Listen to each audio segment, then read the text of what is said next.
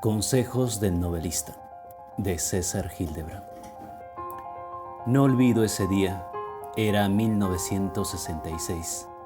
Yo era una joven promesa de no sé qué diablos y me fui a la librería La Familia, que quedaba en la cuadra 16 de la Avenida Brasil, a pocas calles de mi casa.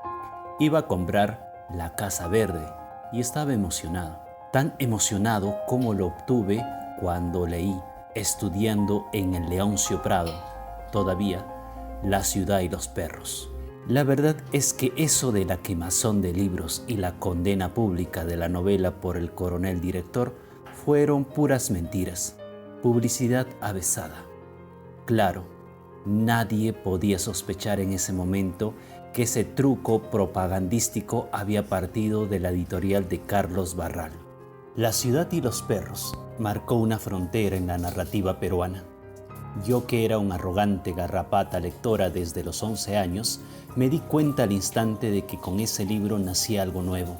Claro, estaban todas las celebridades mencionables y precedentes, desde Arguedas a Cogranz, de Ribeiro a Alegría, pero La ciudad y los perros era la primera novela moderna de nuestra historia, la primera que pretendía contarnos una historia fragmentada, con un estilo tributario de Faulkner, Joyce, Sartre.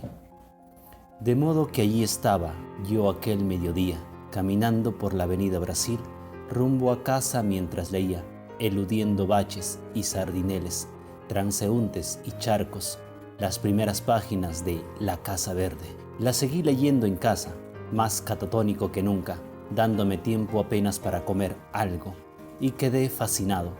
Me hipnotizó más aún que La ciudad y los perros, y me enteré, como muchos, que nos había nacido un escritor universal, un novelista que se valía de todas las mafias gloriosas, de la modernidad joyciana, esa que había barrido con la manera vieja de contar la pluralidad de puntos de vistas, el monólogo interior, los saltos temporales, los enlaces dialógicos que burlaban la normalidad del relato lineal.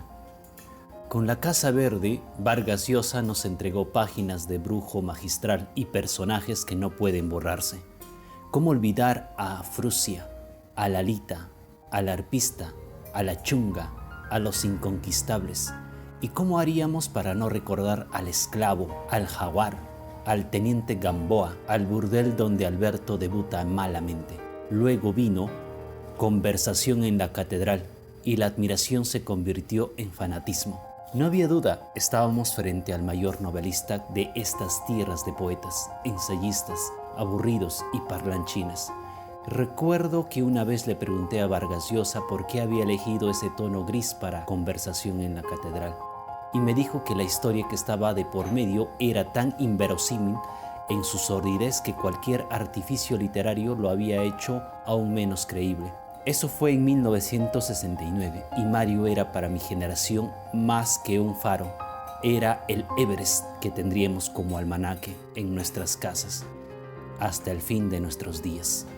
Sucedieron muchas cosas y muchos años se fueron devorando lo mejor de los recuerdos. Mario pasó de la militancia cubanófila y castrista a un conservadurismo cada vez más agresivo.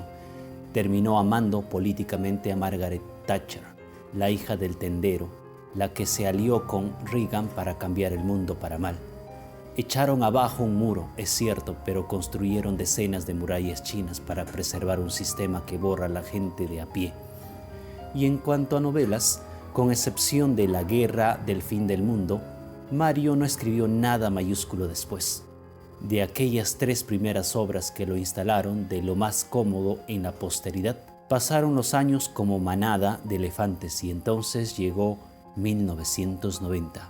Alberto Fujimori, delincuente tributario y malversador impuno en su cargo de rector de la Universidad Agraria, fue inventado por Alan García, el Zinc de Cucharita Díaz y el Tordique de Página Libre. Me sumé a la campaña de Vargas Llosa y lo hice sin pedir nada y sin ninguna duda. Lo hice con alegría y con convicción. y lo hice sabiendo que el gobierno conservador de Mario Vargas Llosa era una opción decente cuyas metas serían matizadas con un Congreso variopinto que se le enfrentaría. También sabía que el delincuente Fujimori terminaría siendo un gobierno mafioso que convertiría al Perú en un país inconstitucionalmente demolido.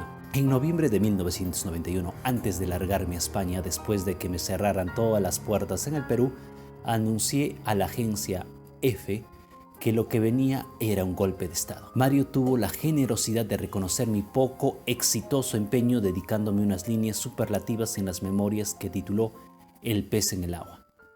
Todo salía en la prensa afín a nosotros, pero quien batió el récord de las revelaciones fue César Hildebrand. En su programa En Persona de los domingos, magnífico periodista, sabueso tenaz, investigador acucioso e incansable, bastante más culto que el promedio de sus colegas y valiente hasta la temeridad.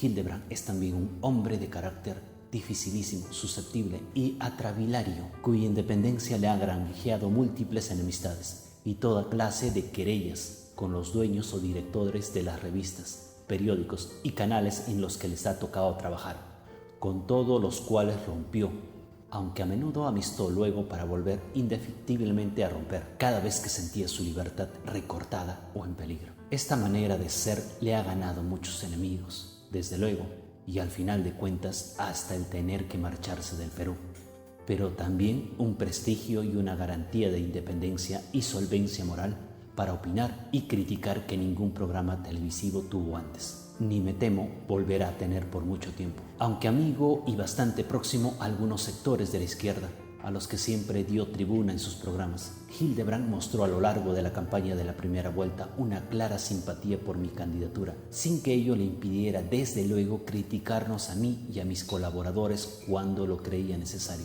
Pero en la segunda vuelta, Hildebrand asumió un deber moral: hacer cuanto estuviera a su alcance para impedir lo que él llamaba el salto al vacío, pues le parecía que un triunfo de alguien que a la improvisación aliaba la picardía y la falta de escrúpulos podía ser como el puntillazo para un país al que la política de los últimos años había dejado en ruinas y más dividido y violento que nunca en su historia. En Persona multiplicó cada domingo los testimonios y las denuncias más severas sobre los negocios personales, limpios o dudosos, de Fujimori, sus vínculos encubiertos con Alan García y el carácter autoritario y manipulador de que había dado muestras el rectorado de la Universidad Agraria La Molina.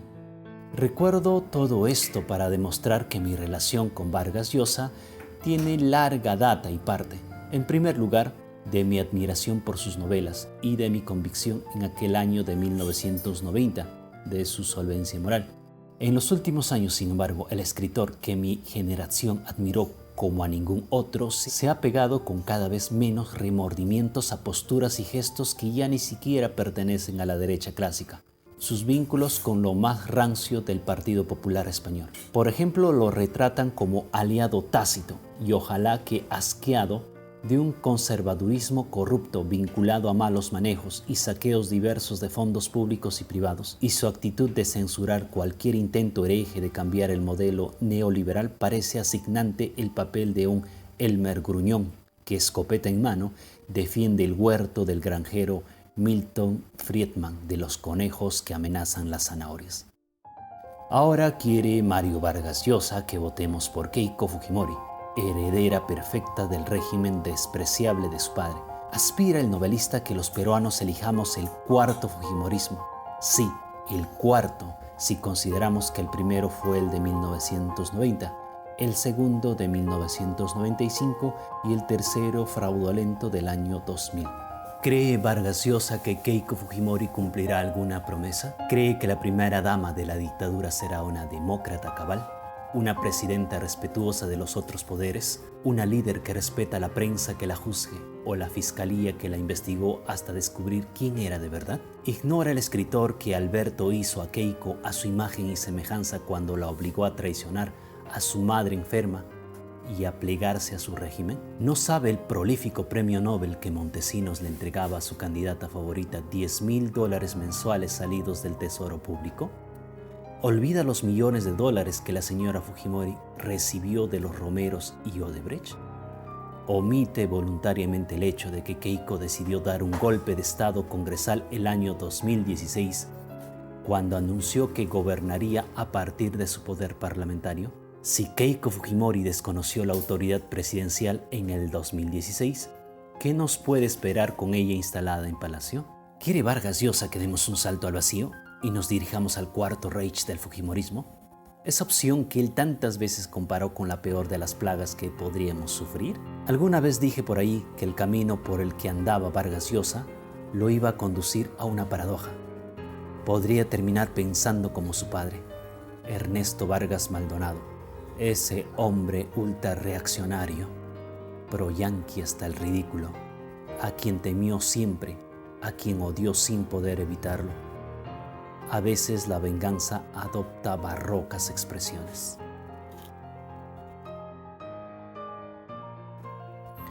Y esto fue el canal Por la Supercultura. Mi nombre es Jos y a seguir buscando cultura. Hasta la próxima.